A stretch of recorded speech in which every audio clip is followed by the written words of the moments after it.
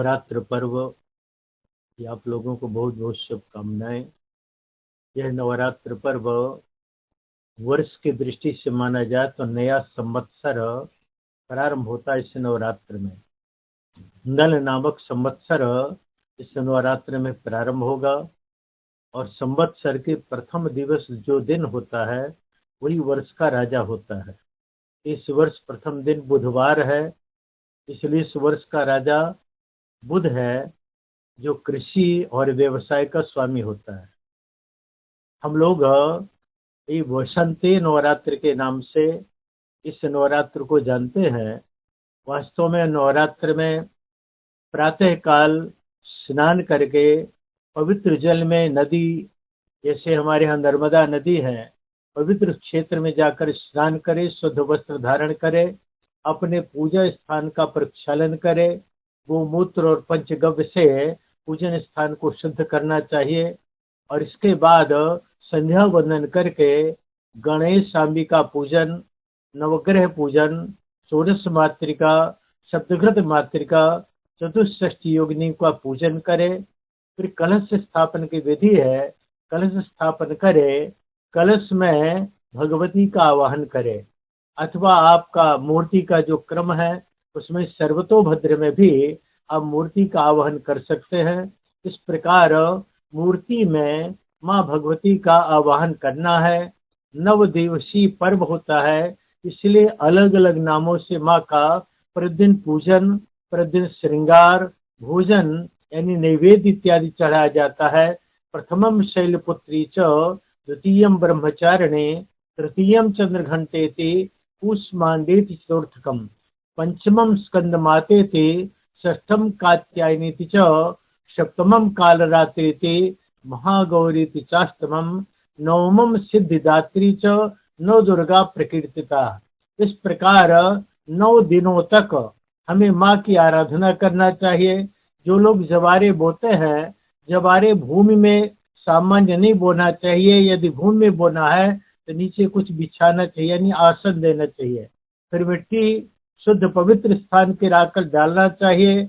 और जब बोना चाहिए प्रतिदिन उनका भी देवी के पूजन की विधि, षोडशोपचार पूजन अन्य देवताओं का होता है, लेकिन माँ भगवती का चतुष्षष्ठ उपचार है, यानी 64 उपचारों से भगवती का पूजन होता है। प्रतिदिन कर सके तो बहुत अच्छा है, अन्यथा पंचमी और नवमी तिथि में 64 उपचारों से माँ का पूजन करना चाहिए। इसी प्रकार कन्याओं के पूजन का विधान है। प्रथम दिवस से लेकर 9 दिनों तक पहले दिन 2 वर्ष की कन्या का पूजन शुरू करना है, यानी 1 वर्ष की कन्या का विधान नहीं, 2 वर्ष से लेकर 10 वर्ष तक की कन्याओं का पूजन है। वो कन्याएं हीनांगी ना हो, ना अधिक अंग वाली हो, अंग भंग ना हो, सुंदर कन्याओं का पूजन करना चाहिए। उनको चुनरी इत्यादि जो भी व्यवस्था बने देवी के रूप में मानकर उनका पूजन करना चाहिए। सौभाग्यवती स्त्री के पूजन का विधान है।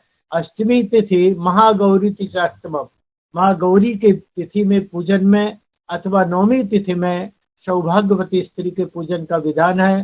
जो व्यक्ति इस प्रकार, साथ ही अर्चन का विधान है। पूजन अलग विधि है, अर्चन अलग विधि है। अर्चन में विविध वस्तुओं का उपयोग होता है, जैसे कमल के पुष्प मिले 1000, आप 1000 सहस्त्र नामावली से अर्चन करें। नहीं है 1000, अष्टोत्तर शतनामावली से यानी 108 नामों से भगवती का पूजन पुष्प चढ़ाकर करें। उनमें पुष्पों में कमल पुष्प हो या गुलाब का पुष्प हो। यदि ये पुष्प नहीं मिलते हैं तो आप लौंग से भी पूजन कर सकते हैं, अर्चन कर सकते हैं।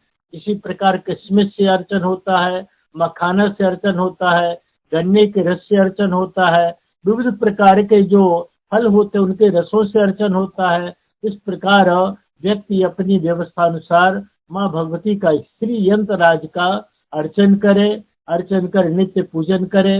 प्रातः काल, मध्याह्न काल और सायं काल और रात्रि में 12 बजे चतुर्याम आरती का विधान है।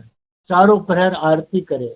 नहीं कर सकते तो प्रातः काल, सायं काल आरती अवश्य करना चाहिए और भगवती की कृपा प्राप्त करे। नवमी तिथि में प्रतिदिन पाठ, दुर्गा सप्तशती का पाठ प्रतिदिन करे।